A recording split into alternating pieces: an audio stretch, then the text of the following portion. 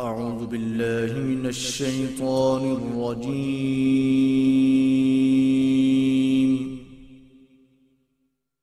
بسم الله الرحمن الرحيم.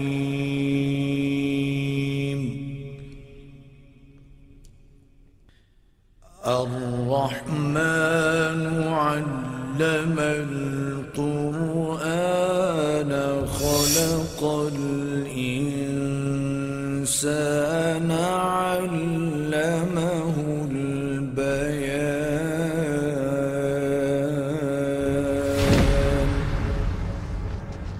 الشمس والقمر بحسبان والنجم والشجر يسجدان.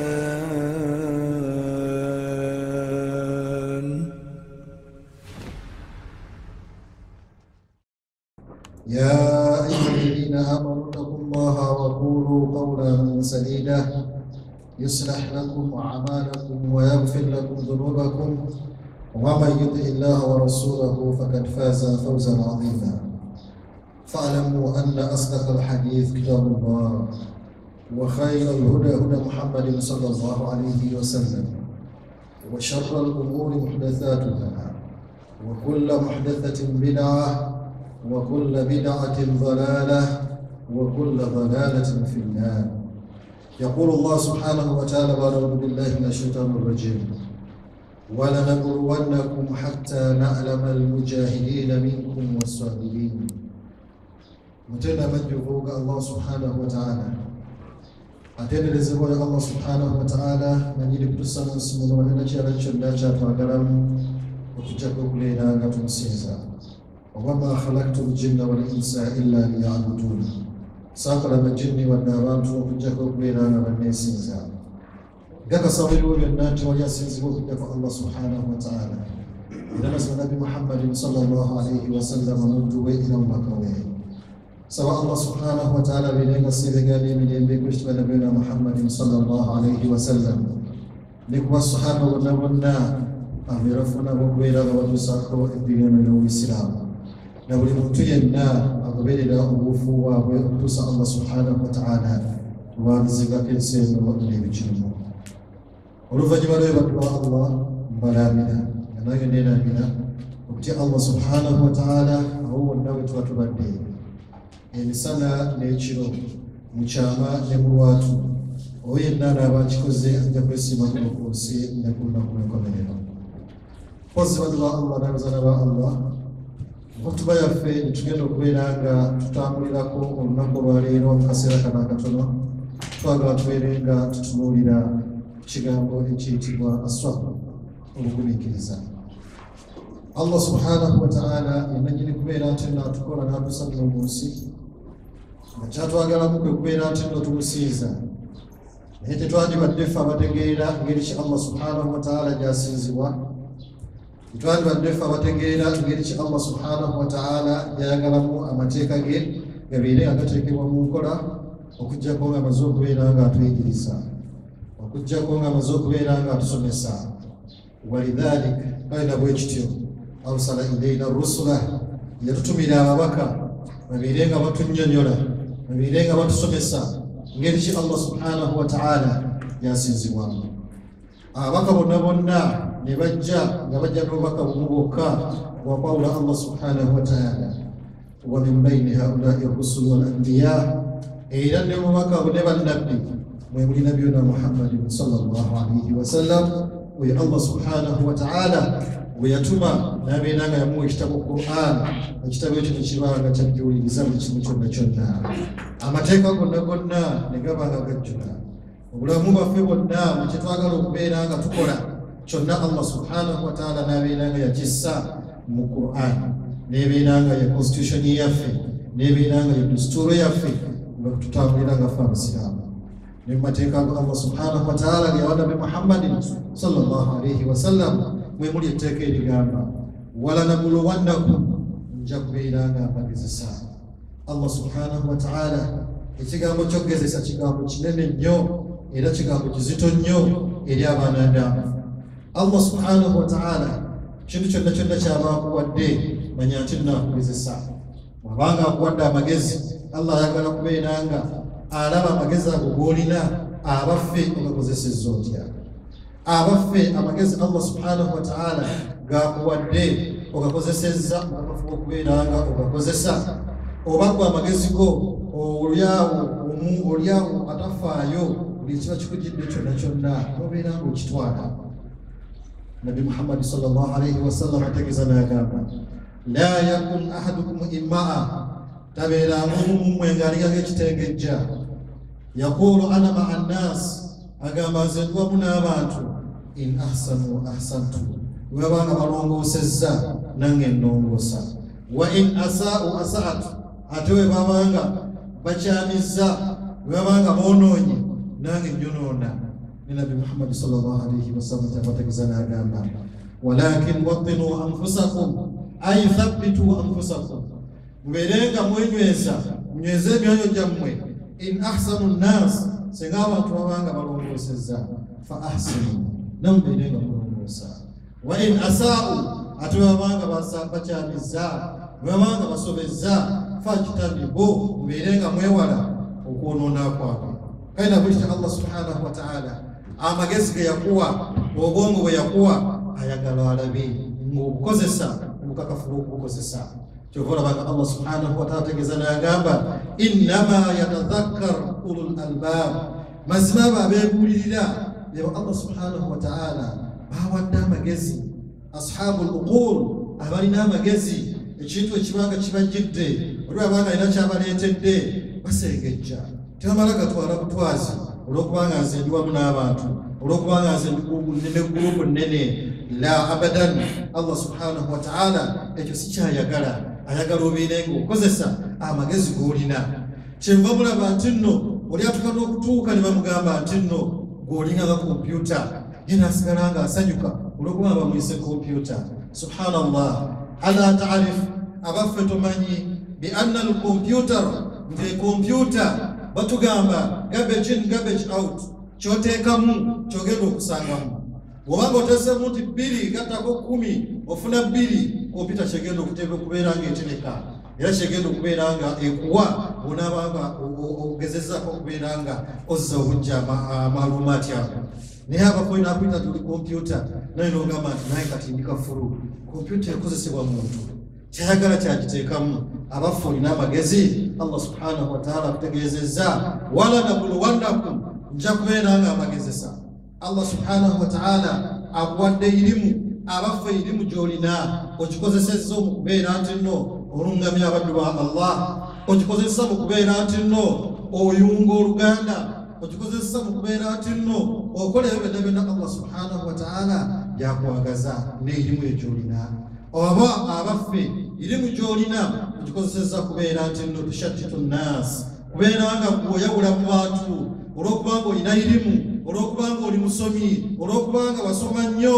Irimu eyo Allah subhanahu wa ta'ala wala nabuluwannakum, Allah agenda bagesa na irimu gy'olina ogikozesezza otya. Abaffe irimu gy'ofunye ogisirikidde, abaffe irimu gy'ofunye ogituulidde. Allah subhanahu wa ta'ala agenda kubeera nga akugezesa nayo.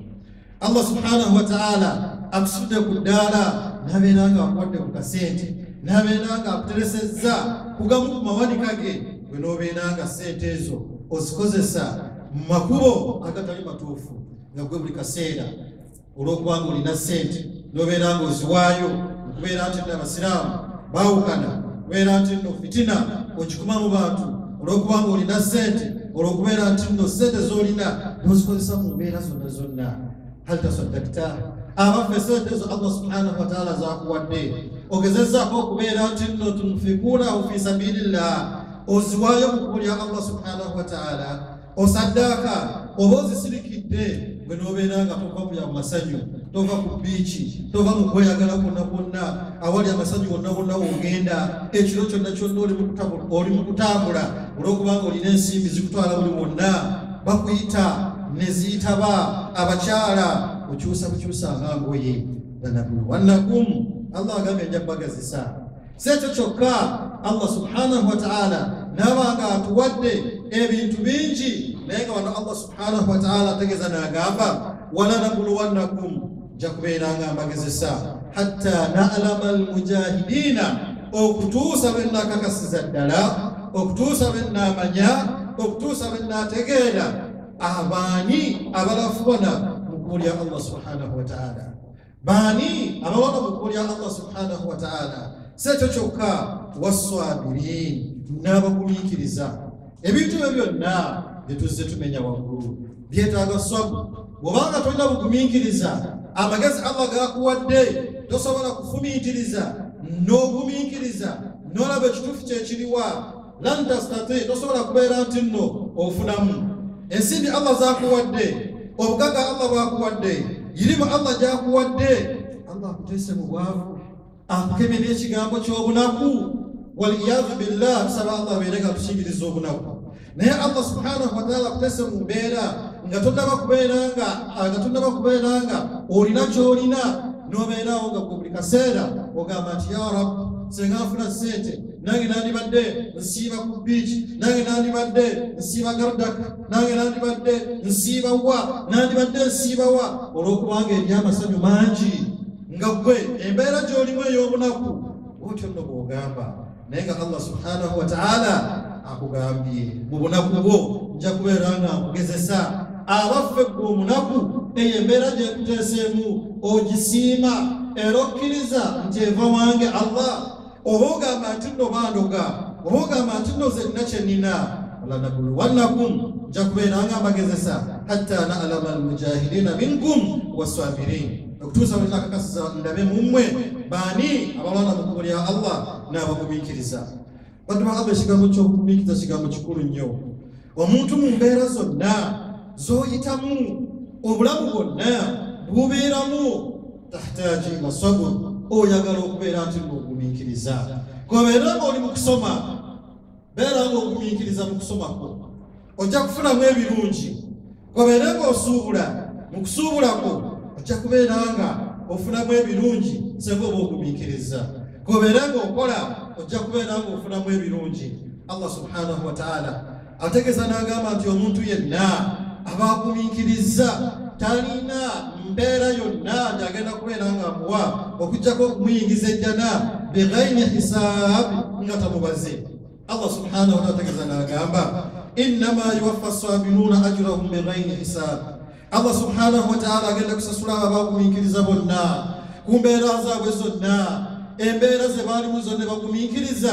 agenda kubasasulamu embeera kwe kubayingiza ejjana nga tababaze baddu ba Allah omuntu yenna agenda okukolebwa kuno enkomerero ayinza obutayitawo tusaba Allah subhanahu wa ta'ala ateeke mu baddu be batagenda kubala wabula bagenda okugamba obugambi nti idkhulul janna mbeera nga muyingira ejjana biduni hisaab bighayri hisaab nga temubaliddwa naye abateekeddwa okubeera nga bafuna ekyo kyokka eky'okuyingira ejjana nga tebabaliddwa omuswabirun be bagumiikiriza baddu ba Allah ezo embeera zonna zonna Allah subhanahu wa ta'ala aziteetogamu okubeera nga tugumiikiriza si ekyo kyokka Allah subhanahu wa ta'ala alina shadaid wal masaib alina ebintu byatuleetera emisiiba alina ebikemo byatuleetera wa ahamu min hadhihi almasaib era nga n'ekimu ku bikemo ebisingira ddala kyekikemo ky'okufa baddu ba Allah ng'olwaleero bwe tuwulidde nti no Supreme Mufti yafudde inna lillahi wa inna ilayhi raji'un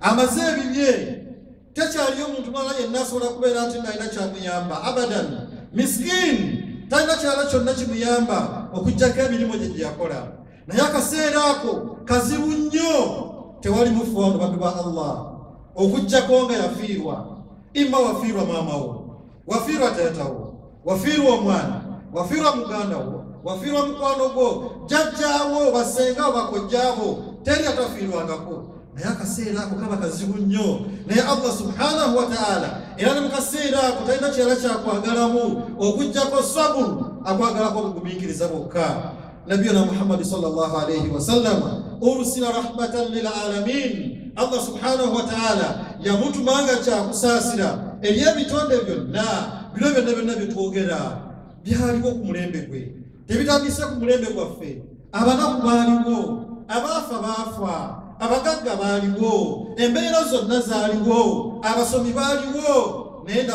Nabi Muhammad sallallahu alayhi wa sallam ku mulembe gwe idh marra bi imra'atin yaita mukazi tabkhi inda qabrin ng'omukyalo yakaba kyokka alikutana katenda kimukabya wabula omwana amufuddeko. Omukyalo oyo bw'akaaba nga bamanyi nti n'omuntu obanga ofiiriddwa mu dduwa Allah bana takusaasidde buli lwojjukira omuntu oyo kaba kaseera kazibu nnyo. Omukyala afiirwa omwana we asigala ku ntaana akaaba.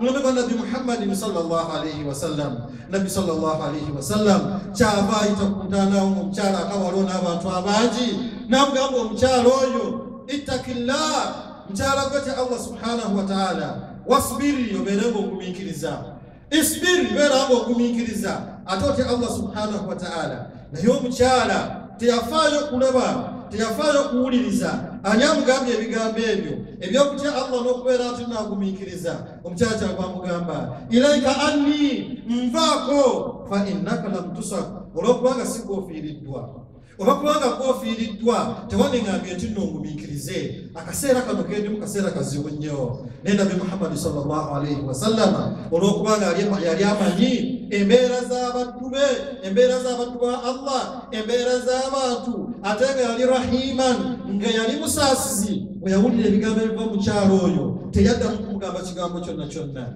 Fantalaka nabiyyu sallallahu alayhi wa sallam, nabbi n'atambula n'agenda.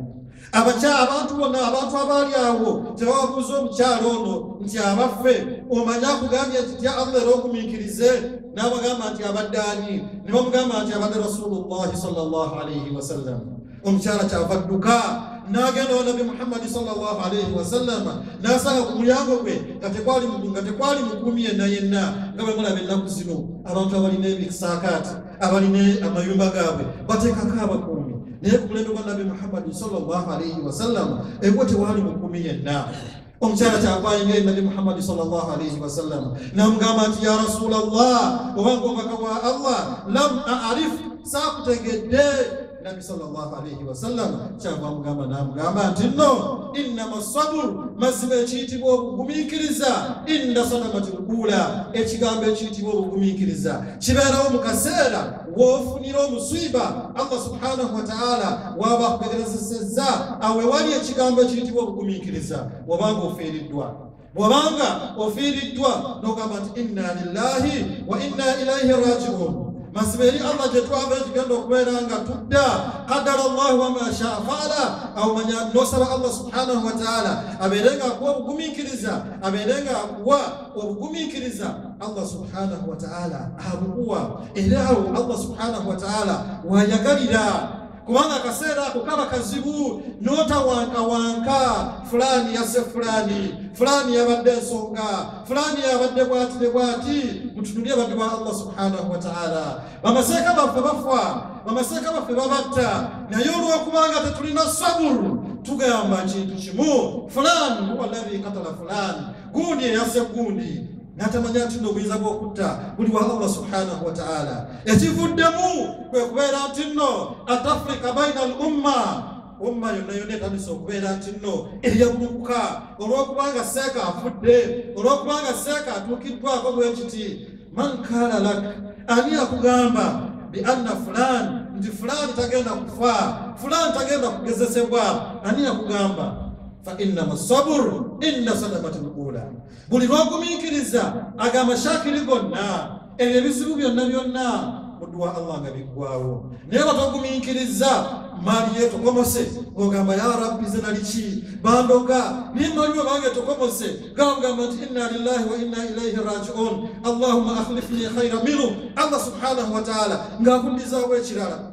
Bamekaba mulaba abalina obukkiriza wabanga afiiriddwa baddu ba Allah n'asigala ng'agumiikiriza n'omutuukako n'abanga atafiiriddwa. Lwaki? Aba ategadde ekigambo kiri eky'obugumiikiriza, era omuntu aba agumiikiriza mu kaseera bwe katyo Allah subhanahu wa ta'ala aba agenda kumuwa empeera ezitagambika, era agenda kumuwa empeera ennyingi ku lunaku lw'enkomerero.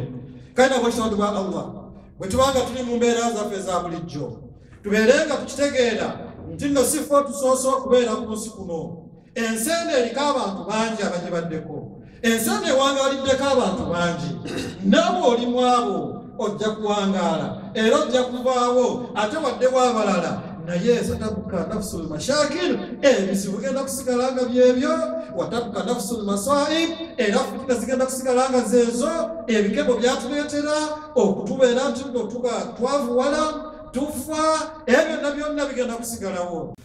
Mmwe abaddu ba Allah bwe tuba twogera ku sahaba twotegeeza yalaba ku Nabi Muhammad sallallahu alayhi wa sallam wa amana bihi anabeeranga amukkiriza. Ate bwe twogera ku tabi'in tuba twogera ku oyo eyalaba ku basahaba abakkiriza Nabi Muhammad sallallahu alayhi wa sallama kyokanga ye teyalaba ku nabbi n'abeeranga akkiriza. Mwe muli Urwatu bnu Zubayr. Urwatu bnu Zubayr azaalibwa ku mulembe gwa Umar ibn Khattab nga Umar anatera okubeera nti naava mulamu n'obw'oku nsi we baazaalira Urwatu bnu Zubayr. Era nga Zubayr y'omu ku basahaba ba Nabi Muhammad sallallahu alayhi wa sallam alladhi basharahu Nabiyyu sallallahu alayhi wa sallam bil janna, oyo Nabbi sallallahu alayhi wa sallam gwe yasanyusa n'ejjana wa humul ahya nga bakyali balamu. Yazaala tabi'un ayitibwa Urwa. Mu bufunze Urwatu bnu Zubayr mama we ayitibwa Asma binti Abi Bakar Siddiq radiyallahu anhu. Mama we muwala wa Abu Bakar Siddiq radiyallahu anhu. Twakitegeeza nti nno Aisha radiyallahu anha abeera mama w'omuto yazaala Urwatu bnu Zubayr. Oyo abantu bazaala Urwatu bnu Zubayr. Urwatu bnu Zubayr atuuka ekiseera mu kiseera ky'obuvubuka nga bwe muli mwenna nti muli bavubuka, naye mu kiseera ky'abavubuka b'oku mulembe ogwo baali baawukana abavubuka b'oku mulembe guno.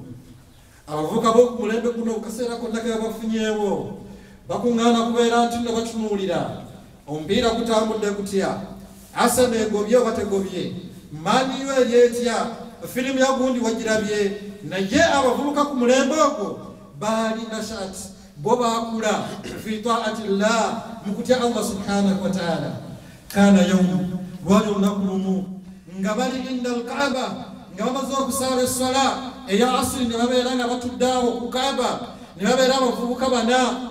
Abavubuka abo bonna baali baluganda nga abavubuka abo mwe mwali Abdullah ibn Zubayr, ne mubeeramu Mus'ab ibn Zubayr, ne mubeeramu Abdul Malik ibn Marwan, ne mubeeramu ne Urwatu ibn Marwan, ne mubeeramu ne Urwatu ibn Zubayr. Naye nga yali abakulira ya Abdullah ibn Zubayr. Mwenna gwe mumanyi ebyafaayo bye by'Obusiraamu. Naye abatudde awo ku Kaaba bamaze okusaala Abdallah agamba bannange tuli wano ku Kaaba, lwaki buli omu tasaba Allah subhanahu wa ta'ala ekyo ky'abayagadde? Mumanyi bulijjo nti entandikwa tetera kubeera nnyangu, entandikwa ebeera nzibu nnyo. Abdallah ibn Zubayr kyava atandika n'agamba nti nno atamanna min Allah, nsaba Allah subhanahu wa ta'ala an anala al-khilafa, okubeera nga nfuna obukulembeze bw'Obusiraamu baada Muawiya, nga Muawiya amaze okufa. Bw'amala okwogera ebyo nga amaze okusaba eri Allah. Owokubiri ye Mus'ab ibn Zubayr n'amugamba nti in kunta tamannaita hadha, gwe bw'obanga osabye ekyewa Allah subhanahu wa ta'ala, nze nsaba Allah kubeera nga mpa obufuzi mbeere nga nfuga Hijaz ne Iraq yonna ebeere nga eri wansi wange. Abdul Malik ibn Marwan yekyava abagamba nti mmwe bw'obanga musaba butundutundu, naye nze nsaba Allah subhanahu wa ta'ala abeere nga mpa ensengo yonna ebeere nga eri wansi wange, ebeere nga eri wabukulembeze bwange. Fasakata Urwatu bnu Zubayr. Urwatu bnu Zubayr n'asirika, teyayambiriza kubeera nti naddamu. Bw'asirika baganda be bonna ne bamutunulyafu ne bamugamba nti fama baalu ya Urwa, ate gwe Urwa ogamba ki?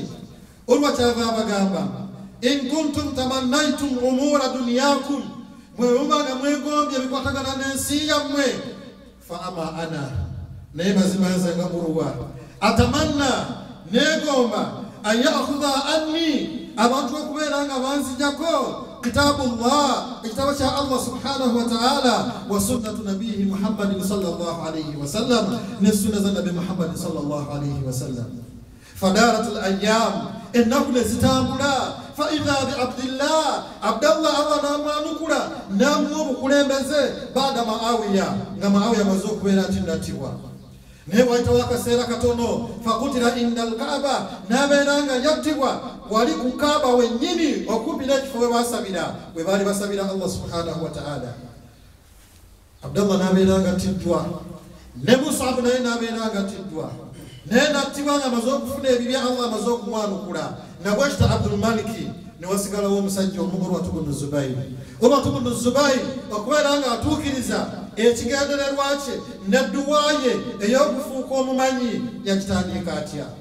Urwatu bnu Zubayr atandika okubeera nga atambula anoonya basahaba kibaaru sahaba basahaba abakulu bonna bonna we baali n'agenda nga atuula wansi waabwe n'abeera nga asoma we bamugamba nga sahaba ali Iraq nga Urwatu bnu Zubayr atambula agenda anoonyayo hadithi niwamugamba nti sahaba oli ali mu kitundu gundi ng'asiba engugu ng'agenda okutuusa lwe yakuŋŋaanya irimu fa asbaha ahadun min sab'atin min ulamai lmadina okutuusa lwe yabukeesa nga y'omu ku bamanyi omusanvu abali mu kibuga Madina.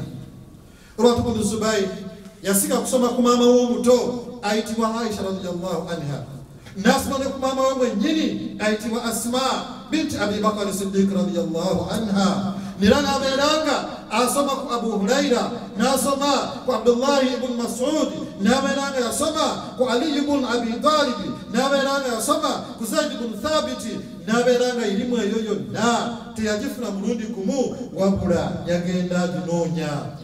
Bantu ba Allah tuli wano kati naye mujjukire gye mwava irimu muginoonyezza bbanga ki okutuuka wano olwaleero hakadha kaina bwekitatu wa Allah. Urwatu bnu Zubayr bwatyo bwanoonya irimu. Urwatu bnu Zubayr afuuka omu ku basahaba omusanvu abamanyi omusanvu mu Madina ate n'abeera nga yali musajja ghaniyan yali musajja mugagga. Omumanyi okubeera nga mugagga tekisingako okubeera ekirungi okusinga omumanyi okubeera nga mwavu. Kaina bwekityo wano tufunamu ekyokuyiga feffenna abasoma irimu tubeerenga tunoonya irimu ate nga bwe tunoonya n'ensimbi. Sobola okubeera nga twayimirizaawo sobola okubeera nga tuyimirizaawo daawa nga tali muntu yenna ogenda kuyimirira mu maaso abeerenga akutya abeerenga akudduka abeerenga akufuula ekizibu. Bantu ba Allah tulina wano ekizibu seekayagala kuddayo. Subhanallah ala tastahi min Allah. Bwatyo Urwatu bnu Zubayr n'awangalira Madina era Urwatu bnu Zubayr kana hafidhan li Qur'an yali yakwata Qur'ani mu mutwe gwe era yalinga agisoma thuluthu ekyokusatu emisana ng'atunudde mu Qur'ani ate ekimu ekyokusatu n'abeera nga ekitundu akisoma ekiro akisoma akijja ku mwoyo gwe okujjako olunaku lumu lwokka Urwatu bnu Zubayr lwatasoma Qur'ani mu bulamu bwe. Urwatu bnu Zubayr bwe yali ng'agenda okusaala nga esswala ye agisaala mukakafu okugisaala era nga tava mu sswala okujjako nga buli kyayagala kyonna agisabye Allah subhanahu wa ta'ala hatta almilha n'omunnyu Urwatu bnu Zubayr yagusabiranga mu sswala. Buli kyetaago kye kyonna yakisabiranga mu sswala. Naye Allah subhanahu wa ta'ala arada yayagala an yabtaliya Urwa okubeera nga agezesa Urwa mu bumanyi bwe mu bugagga bwe yalina abakyala bana n'abeera n'abaana. Urwatu bnu Zubayr omukulembeze yaliwo mu kiseera ekyo eyali amirul mu'minin eyali omukulembeze w'abasiraamu yali atuula mu kitundu ekimanyikiddwa nga Damascus. Ekitundu ekyo era kati kyekibuga ekikulu ekya Siriya. Abeera eyo Siriya e Damascus n'awulira nti ne Madina eriyo omusajja omumanyi ayitibwa Urwa. Kyava amuyisa n'amugamba mugende mumumpitire ajja ambuuzeeko. Bantu ba Allah omukulembeze yonna okubeera nti naakuyise akulonze mu bantu bonna si kintu kyangu nnyo. Nga bw'onalaba Abdul Fattah Sise oba n'olaba Museveni President Museveni n'akuyita n'agamba mugende muleetere Sheikh fulani ajja ambuuzeeko. Abaffe kyabbeeyi nnyo. Gwani Urwatu bnu Zubayr afuna obubaka okuva omukulembeze w'abasiraamu amuyita e Damascus abeerenga agenda e Dimashiki yakkiriza kubanga okwanukula omulanga gwa muganda wo bye bimu ku bivunaanwa by'omusiraamu. Urwatu ibn Zubayr ayamukula omulanga gw'omukulembeze naye bwe yaliga agenda yagamba sijja genda nzekka n'akwata akatabanyiika akakulu n'akagamba jangu omperekereko naye baddu ba Allah babeka mufa balina abaana nga muganda bw'aba akuyise tosobola agamba mwana ono jangu tugende ogenda wekka naye bali abasajja ya Rabbi baali bamanyi tarbiyatul awlaad engeri gye baleramu abaana naye gwe muganda wo n'akuyita olina omwana waka omwana n'omuleka waka subhanallah Urwatu ibn Zubayr akwata omwana batuuka mu lubiri olw'omukulembeze w'obusiraamu Khalifa Amirul Mu'minin batuuka omwana atuuka mu ddiiro alaba eddiiro nga si lya bulijjo ennyumba y'omukulembeze eyawukanira ddala n'ennyumba ezaffe eza bulijjo agenda okutuuka mu ddiiro bw'ati ng'ebirimu tabirabangako nga bwanya abaana abato nagateka okubeera nga amagamagu agenda okufuna bwati wabweru omwana n'alaba ekigo ekyalimu embalaasi za Amir nga zinyirira nga tezifaanana ez'ewaabwe obwewaabwe nga bukofu ne kabagirako kennyini nga kakovu naye ng'eri ewa Amir yo zitemagana zemmotoka zemulaba nga mugenze mu mbiri z'abakulembeze tezifaanana zaffe zetufuga nazo ziba za njawulo kati omwana n'afuluma ebweru liyatafarraja abeerenga yatunuulira embalaasi zino zakolebwa mu ki n'afuluma wabweru Urwatu ibn Zubayr asigadde mu ddiiro n'omukulembeze w'abasiraamu omwana abaatuuka ku kigo bw'ati yeetegereze embalaasi engeri gye zaali zizannyamu faramaahu embalaasi n'emukuba tteke omwana wa Urwa n'agooni n'afa bw'afa Urwa bamugamba nti omwana we afudde yagamba bugambi nti inna lillahi wa inna ilaihi raji'un nga bakuteekateeka genda kuziika naye sooka ombulira akaseera ako gw'omukulembeze oyise muganda we azze n'omwana we omwana we afiiridde ewuwo mbeera ki gy'obeeramu naye basajja baali bakkiriza era nga ne bategeezezza nti omuntu obanga ofiiriddwa osigala onyolwa ne Urwatu ibn Zubayr bw'afiirwa omwana we bamaze okuziika yasigala ku ntaana n'asigala ng'agiyooyoota bw'ati bw'asabira omwana we ennaku bw'emuluma wadde eri Allah subhanahu wa ta'ala abaali awo ekiwuka ne kiva eri ne kimuluma ekiwuka ekyo kyali kya butwa katugamba ayinza okuba nga yali sigga n'abeera nga amuluma Urwa obulumi ne bweyongera abaali awo n'ategeeza abakumi b'omukulembeze w'obusiraamu bagenda okumwekebejja nga ekiwuka ekimulumye obutwa bwambuka waggulu ne bamuyingiza mu ddiiro ne bayita omukulembeze n'abayita n'abagamba nti njagala mukole kyonna kyemusobola okubeera nga mutaasa omugenyi wange n'ayita abasawo be bonna abasawo abajjanja b'omukulembeze nga bolaba Pulezidenti Museveni oba Abdul Fattah Sisi bw'atambula naye nga mu konvoyi ye mulimu ambulensi mulimu abasawo ekiba kimutuusako ye ng'omukulembeze abasawo awo be bamukolako ekiba kituusa ku bonna abali mu konvoyi era abasawo be bamukolako kati abayise bonna abagamba mwekebejje omugenyi wange bagenda okwekebejja Urwatu ibn Zubayr ne bagamba bonna ne bassa kimu nti okumutaasa obugulu kwe kuteekeddwa okubeera nga kuvaako Urwatu ibn Zubayr kyaba abagamba bwe kibanga kyemusazeewo okubeera nga obulamu bwange butaasibwa mu kikole ne baleeta ebikozesebwa ebyaliwo baiveni mu kiseera ekyo ng'ebikozesebwa ebyo mwe mwali ebiso mwe mwali emisumeeno nga gye bakozesa okubeera nti no babaga omuntu kyokka nga tewali kusanyalaza kwonna nga bwe mulaba ennaku zino bwe bakuttako bamuteeka wali mu kataana baagala okubeera nga bamulongoosa naye bamukwatirwa ekisa bagamba omugenyi wa kabaka omugenyi w'omukulembeze w'obusiraamu tunaamukolako tutya ng'awulira obulumi kye baba baleeta abavubuka fajau bishabab ne bajja n'abavubuka gakanyama nga bamubagala bakatiba abakulembeze babeera ne bakanyama baabwe temulowooza ne bakanyama batandise ku mulembe guno la abadan wabula ne babega baaliyo baleeta bakanyama babateeka wali Urwatu bnu Zubayr agenda okukyusa bw'ati omutwe ng'alaba agavubuka ng'agamba ate abo lwaki abo bali awo ne bamugamba nti lakad ji'na bihim abo bavubuka tuzze nabo limusikuuka babeerenga bakukwatirira ebbanga tunaamalanga tukujjako okugulu kwe Urwatu bnu Zubayr n'abagamba nti la hajata li bihim agakavubuka bagammwe gakanyama gammwe mugazzeeyo sirina bwetaavu bwonna kyebaba mugamba nti kale kyetuba tukola katukuwe ku njaga babeerenga osika mu busisi mulundi gumu obwongo bubeerenga butambula wetunakolerako ogende kubeera nga owulira obulumi bwonna bwonna Urwatu bnu Zubayr kyabagamba la astain sobola kubeera nti no neeyambisa bilharamin ekintu ekiri haramu alama arjuhu min al-afiya olwokubanga njagala obulamu nebigaana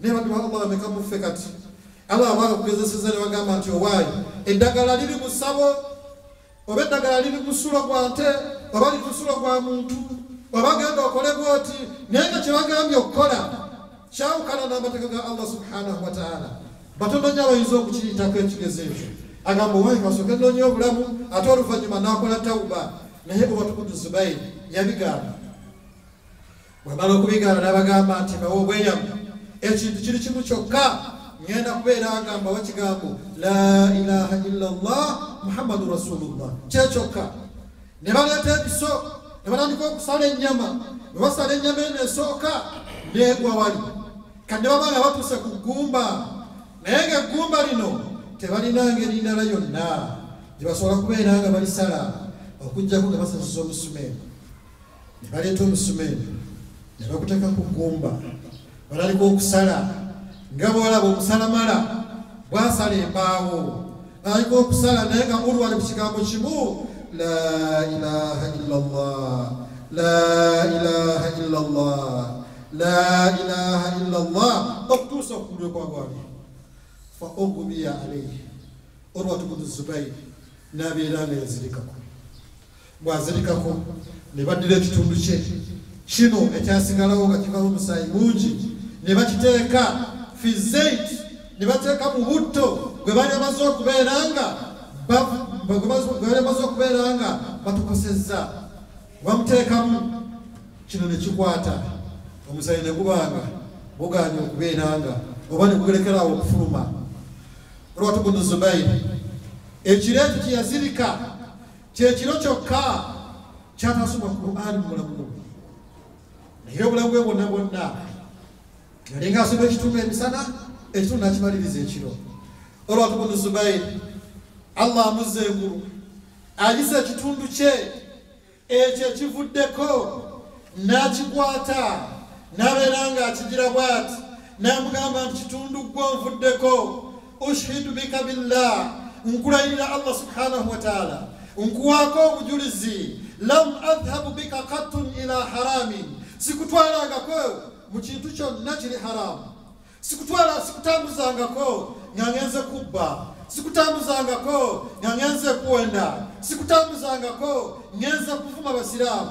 sikutambuzangako ngenze kwawula mu basiraamu sikutambuzangako ngenze kunyama basiraamu sikutambuzangako nga mpute mu kintu kyonna ekiri haramu nkuwaako obujulizi ekitundu kye bwe kiti olumaana akiwayo ne bakiziika ne baddu ba Allah bameka muffe senga Allah ebitundu byaffe kati abijjako najjako omukono banajjako ekigere haramu bwabikala meka bwe tugenzeemu gwe n'oba ng'otambudde naye nga kikutambuzizza kutwala lugambo kwawula wakati w'abantu ababiri kuleeta fitina kuleeta nge wakati w'abantu naye Urwatu bnu Zubayr awa obujulizi ku kigere ekyo ekimugiddwako n'agamba nti sikutambuzaako mu haramu yenna yenna أقول قولي هذا واستغفر الله لي ولكم ولسائر المسلمين من كل ذنب واستغفروه إنه هو الغفور الرحيم. بدو الله نتقبل إذا كتب يفه ذكر أنتم تعمل لكم مرابا أو قومي كذا.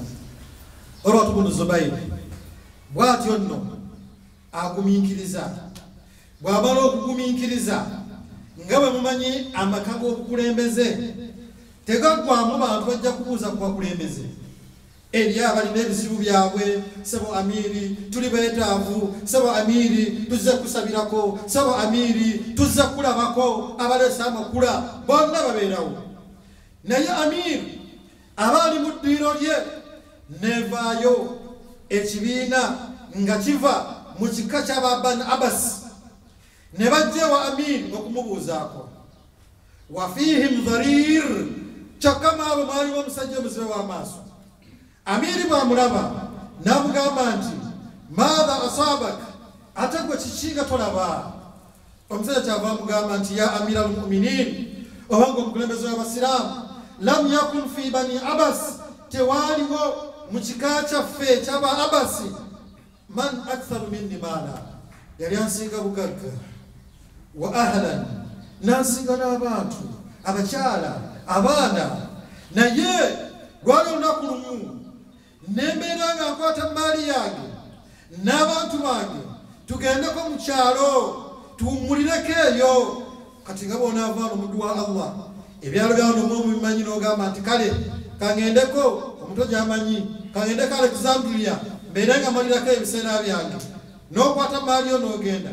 Naye omusajja ono muzibe w'amaaso agamba nti ya amira almuminin tutuuka mu ddungu Allah subhanahu wa ta'ala n'atuleetera enfuufu n'atuleetera kibuyaga oyo n'atwala ebyobugagga byonna n'abizikiriza.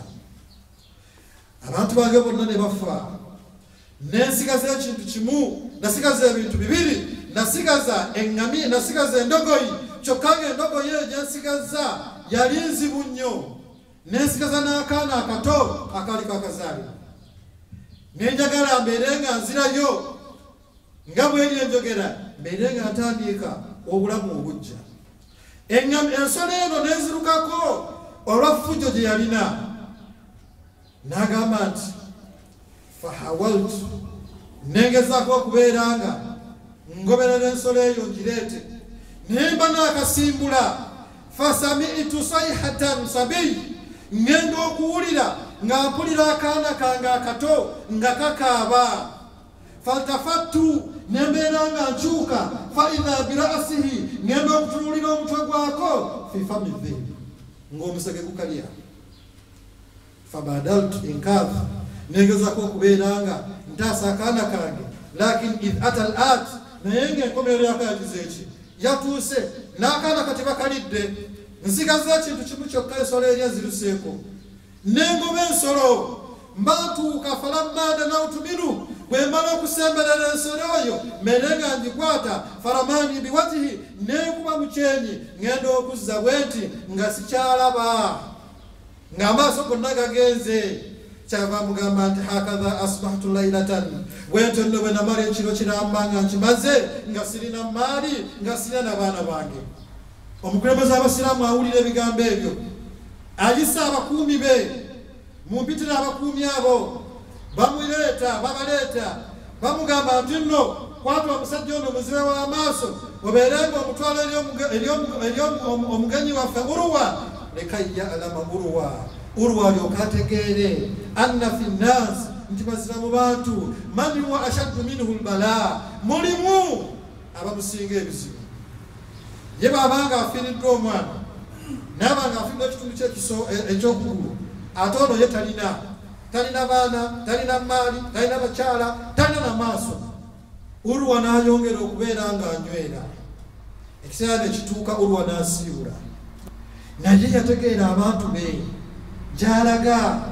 Abantu be nga bwe mumanyi baddu ba Allah bantu balina ebigambo bingi nga bajja mugamba nti ffe twakitegeera oyo omukulembeze yakuyita olw'okubanga oli mumanyi waffe yakuyita akuggyeko omwana wakati laba tofuuse na mulema olwatukunuzibayi bwategeera abantu abo n'ayagala okukakasa n'okulongoosa akida yaabwe yali yakatuuka bw'ati bonna batuuse eyabeesooka n'abagamba nti bantu bange la yuhawirannakum bino nno bye mulaba ebyantuuseeko bye mwana okufa tebimalamu maanyi lakad wahabani Allah yaba arba banin abaana bana fa akhadha minni wahid nazidako wa abkali thalatha nalekera abaana basatu. Wakad wahabani Allah era Allah subhanahu wa ta'ala yaba arba atrafi yaba ebirungo bina faakhadha minni wahida nazidako ekirungo kimu falahu lhamdu katekebwa okubeeranga atenderezebwa abantu nabeeranga yabagema tali muntu yenna yaddamu kumugamba kigambo kyonna kyonna wabula bakkiriza nti okwogera kwa Allah subhanahu wa ta'ala. Urwatu bnu Zubair agenda mu maaso alera abaana asomesa abaana abakubiriza okuwaayo mu kkubo lya Allah subhanahu wa ta'ala. Nga tumaliriza Urwatu bnu Zubair ku ky'okuwaayo yagamba togezanga n'owaayo ekintu kyonna ekikwasa ensonyi bw'obanga okiwa omukulu w'ekika kyo tokiwaayo maaso ga Allah. Bw'obanga onaakiwa omukulu w'ekika kyo bw'obanga onaakiwa seekawo nga kikwasa ensonyi okukimuwa Allah subhanahu wa ta'ala togeza n'okimuwa. Aina nahnu min haulai tuli ludda wamu abo kandi abalitwalibwa Allah ekigambo okukkiriza ekigambo ogumiikiriza kigambo kikulu nnyo kitwalenga kikulu nnyo mu mbeera zaffe abasoma abakola abali mu mbeera zonna zonna tubeerenga tutumiikiriza Allah subhanahu wa ta'ala ajja kubeeranga twamweyisinga okubeera ekirungi. إن الله وملائكته يصلون على النبي يا أيها الذين آمنوا صلوا عليه وسلموا تسليما ويقول صلى الله عليه وسلم من صلى عليه صلاة واحدة صلى الله عليه بعشر. اللهم صل على محمد وعلى آل محمد كما صليت على إبراهيم وعلى آل إبراهيم إنك حميد مجيد وبارك اللهم على محمد وعلى آل محمد كما باركت على إبراهيم وعلى آل إبراهيم إنك حميد مجيد. اللهم وارض عن أربعة الخلفاء الأئمة الحنفاء أبي بكر وعمر وعثمان وعلي وبقية بصحابة أجمعين. اللهم أعز الإسلام والمسلمين اللهم أعز الإسلام والمسلمين وأذل الشرك والمشركين ودمر أعدائك أعداء الدين واحفظ الدين يا رب العالمين. اللهم آت نفوسنا تقواها وزكها أنت خير من زكاها أنت ولي ومولاها. عباد الله قوموا إلى صلاتكم.